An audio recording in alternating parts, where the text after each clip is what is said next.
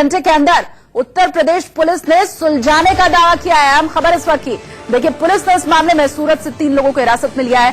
Police का यह कहना है कि इस मामले की साजिश सूरत में ही रची गई थी। हालांकि हिरासत में जिन लोगों को लिया गया है उनके लिए डीजीपी ने कहा कि उनके तार उत्तर प्रदेश से जुड़े हुए थे। और देखिए, महज 24 घंटे जो साक्ष्य मिले थे, जो क्लू मिला था, उसके मुताबिक डीजीपी ने कहा कि 24 घंटे के अंदर हम उन लोगों तक पहुंचने में कामयाब रहे।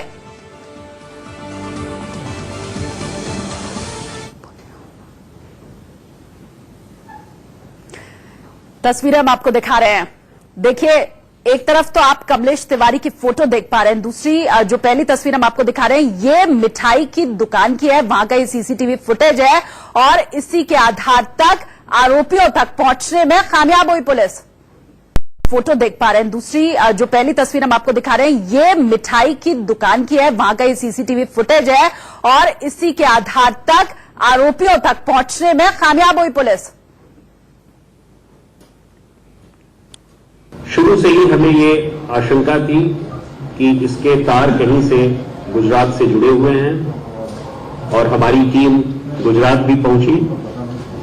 और जब हमने घटनास्थल का बहुत ही बारीकी से अध्ययन किया और जब उनका विश्लेषण किया तो ये पाया कि मौके पर एक मिठाई का डब्बा और उसी के आधार का कुछ तकनीकी साक्ष्यों के हमने कुछ महत्वपूर्ण सुराग पाए और उस डब्बे से जो भी हमें क्लूज मिले, हम लोगों ने तत्काल गुजरात पुलिस से, मैंने स्वयं गुजरात के डीजीपी से बात किया।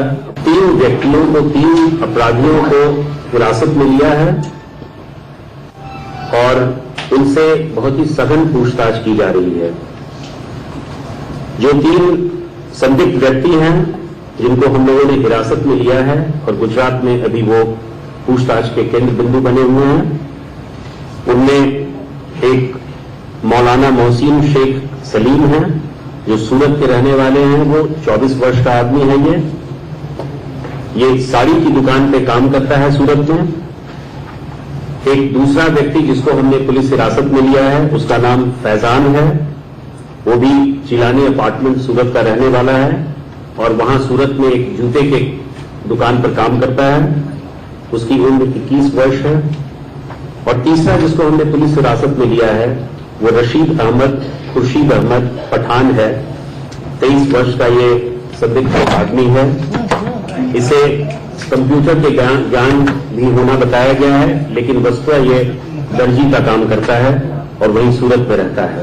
इतनी दूर का कनेक्शन मिलने के बावजूद अभी तक इसका किसी खास आतंकवादी संगठन से कोई संबंध नहीं पाया गया है, लेकिन फिर भी विवेचना जारी है। हम सभी पहलुओं को देखेंगे और उस पर विचार करेंगे और उस पर कार्रवाई करेंगे। जो एफआईआर दर्ज हुआ है उस एफआईआर दर्ज में षड्यंत्रकारी के रूप में 2 व्यक्तियों को नामजद किया गया है। उनके नाम हैं मौलाना अनवारुल हक और मुफ्ती नईम काजमी। रात्रि में हमारी टीम ने इन दोनों को भी हिरासत में लिया है और उनसे पूछताछ की जा रही है। और इस वक्त की सबसे बड़ी खबर आ रही है, कमलेश तिवारी मर्डर केस में अब उनकी मां सामने आई है।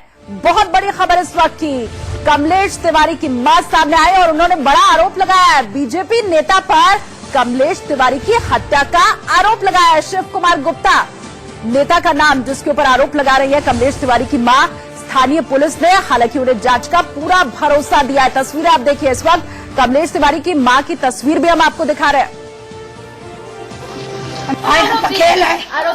शिव कुमार गुप्ता भारतीय जनता पार्टी के नेता, भारतीय जनता पार्टी के नेता शिव कुमार गुप्ता। हमसे किसी ने नहीं पूछा, वहां पर किसी ने ये प्रश्न नहीं किया, बस ये प्रश्न किया क्या चाहती हो, क्या चाहती हो। हमारी मिट्टी चाहते, 1 बजे से मिट्टी मिलत 2 बजे रात को, 2 बजे रात को, बस यूँ पूछा करो। खेल है। तो साफ साफ आरोप लगा रही है कमलेश तिवारी की मां। मर्डर केस में ये बड़ा आरोप उनका कहना है कि बीजेपी नेता ने हत्या की है। नाम साफ साफ लेती हुई आपको अभी सुनाई दे रही होंगी और साफ तौर पर उन्होंने कहा कि शिव कुमार गुप्ता ने ही हत्या करवाई है। बीजेपी नेता है शिव कुमार गुप्ता और अब उन्हीं के ऊपर आरोप लगता हुआ यहां पर दिखाई दे रहा है। और देखिए कमलेश तिवारी की मां ने ये कहा कि हालांकि शुरू में उनसे किसी ने पूछा नहीं, उन्होंने साफ तौर पर कहा कि शुरू में उनसे यही पूछा गया कि क्या चाहती हो, हाथ जोड़कर उन्होंने ये भी कहा कि इंसाफ चाहिए। इसके अलावा अब सबसे बड़ी खबर इस वक्त की जो आ रही है, एक नया मोड़ इस पूरे हत्याकांड में, जब कमलेश तिवारी की मां अब सामने आई है और आरोप लगा रही हैं। गुजरात एटीएस के डीआईजी का बयान भी आपको बता देते हैं। अहम खबर इस वक्त की, तीनों आरोपियों ने गुनाह कबूल कर लिया है। देखिए एक के बाद एक जो अपडेट है आपको हम दे रहे हैं। सूरत में गिरफ्तार हुए आरोपियों ने अपना गुनाह कबूल कर लिया है। 3 लोगों को हिरासत में लिया गया था और अब जो सबसे अहम खबर इस वक्त की आ रही है, इन तीनों ही आरोपियों ने अपना गुनाह कबूल कर लिया है। सूरत में गिरफ्तार हुए तीनों आरोपी, गुजरात एटीएस के डीआईजी का बयान है। इसके पहले उत्तर प्रदेश के डीआईजी की पूरी प्रेस कॉन्फ्रेंस हमने आपको सुनाई और अब सबसे अहम खबर गुजरात के डीआईजी की तरफ से बात सामने आ रही है कि जो तीनों आरोपी थे उन्होंने अपना गुनाह कबूल कर लिया। ये देखिए मिठाई की दुकान की एक बार फिर से हम आपको तस्वीरें दिखा रहे हैं। ये वही दुकान है जहां से मिठाई खरीदी गई थी और ये डब्बा मिला था कमलेश तिवारी की हत्या जहां पर हुई थी, उस जगह पर बताया यही जा रहा था कि मिठाई के डिब्बे के अंदर हथियार छुपा करके आरोपी लेके गए थे और अब हत्या कराने की कोशिश, आरोपियों ने गुनाह कबूल कर लिया है। इंफॉर्मेशन मिले हैं और उत्तर प्रदेश के डीजीपी जो कह रहे हैं आपको सुनाते हैं। की गई और जो 3 संदिग्ध अपराधी पकड़े गए हैं उनमें एक ने प्लानिंग किया, एक ने उसको इंस्टिगेट किया, in fact it was a radicalised operation, और तीसरे ने मिठाई की दुकान में एक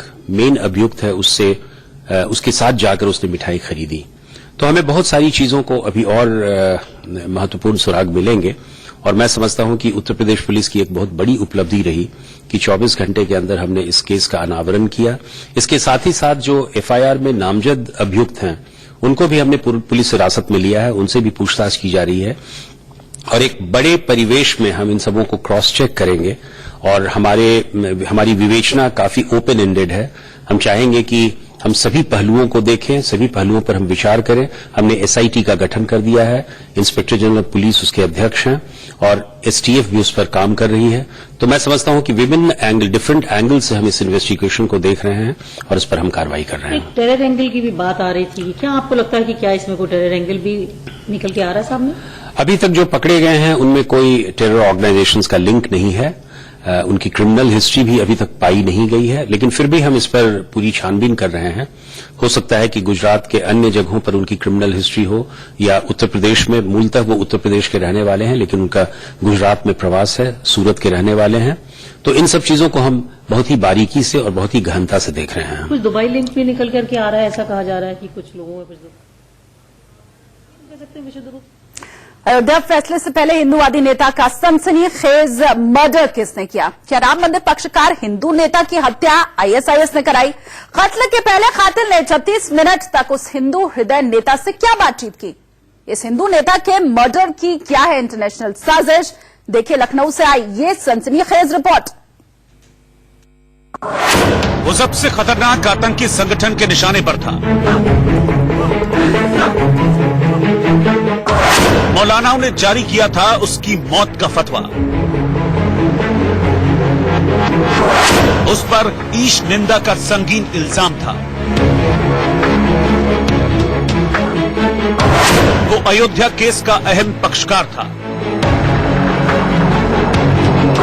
दिन दहाड़े हिंदू नेता की हत्या से हर तरफ हड़कंप।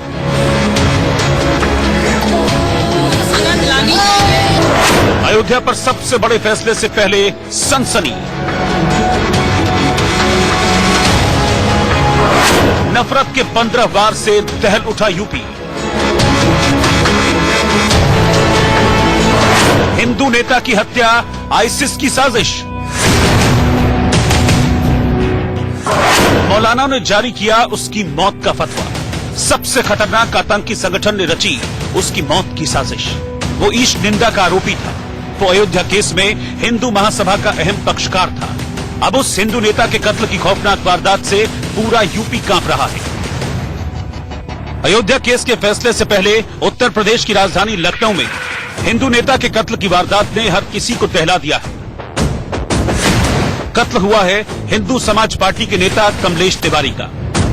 खून से लाल फर्श, गुस्साई भीड़ और रोते बिलखते लोग। ये तस्वीरें कमलेश तिवारी के उस सनसनीखेज कत्ल की गवाह हैं जो दिन दहाड़े हुआ। कातिल भगवा चोले में आए, मिठाई के डिब्बे में मौत का सामान लाए और हिंदू नेता कमलेश तिवारी की गर्दन कलम करके चले गए। कमलेश तिवारी तड़पते रहे, कातिल उन्हें मरता हुआ देखते रहे।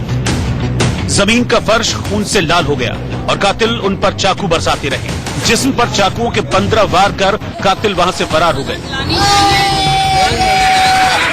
पुलिस सुरक्षा के बीच लखनऊ में हुई इस कत्ल की सनसनीखेज वारदात ने पूरे यूपी को दहला दिया है। एक ब्रेक के लिए यहां पर रुक रहे हैं, फौरन हाजिर होंगे। देखते रहिए एनटीए न्यूज।